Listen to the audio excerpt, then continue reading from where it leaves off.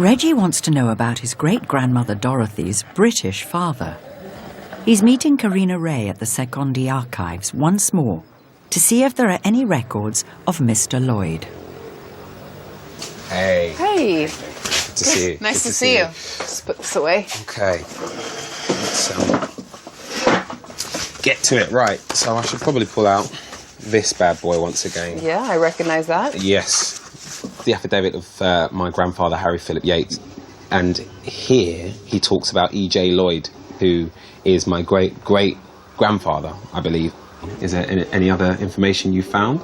Yes, there is, I believe, some information about what could possibly be your great-great-grandfather. And as we understand it, he was a commissioner in the Colonial Service. And in fact, we do have a file, however, it's for a Mr. A.G.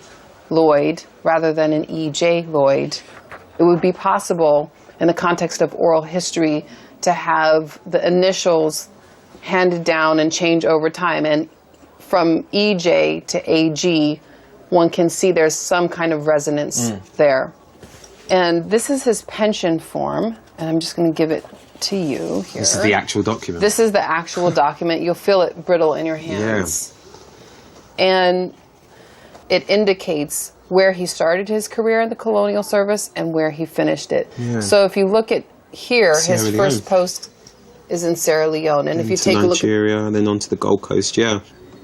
We see his first appointment being in Sierra Leone, and you'll note here that he begins his position in 1896, and he concludes it in 1899. We know that Dorothy was born in Dix Cove in 1898, or we believe she was born in 1898. So either we've got the wrong birth date for Dorothy, perhaps she was born 1900 and not in 1898, which would place him in the Gold Coast to have met Sarah. The other possibility is that he traveled to the Gold Coast at some point. What we do know is that this Lloyd that we have here is the only Lloyd that is employed in the Gold Coast Colonial Service during the time period that would be relevant to Dorothy's birth. That narrows it down, doesn't it? It does, it does. And if we go through the file, you'll see here that A.G. Lloyd was in the Gold Coast as a traveling commissioner.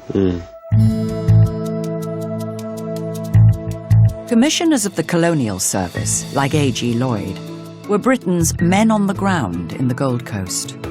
They travelled to meet chiefs to recruit workers for the mines. They secured land for timber and farming, built roads, whatever it took to make the colony a profitable part of the empire. Lloyd would have learned the local languages and mixed with the local people. So the description that is recounted in your family's oral history matches not only his last name, it also matches the position he held. So there are some points that suggest that he could be the right man, yes. Thank you so much once again. I think I have to go to Dix Cove then. Absolutely you do. Safe journey. Yeah, thank you.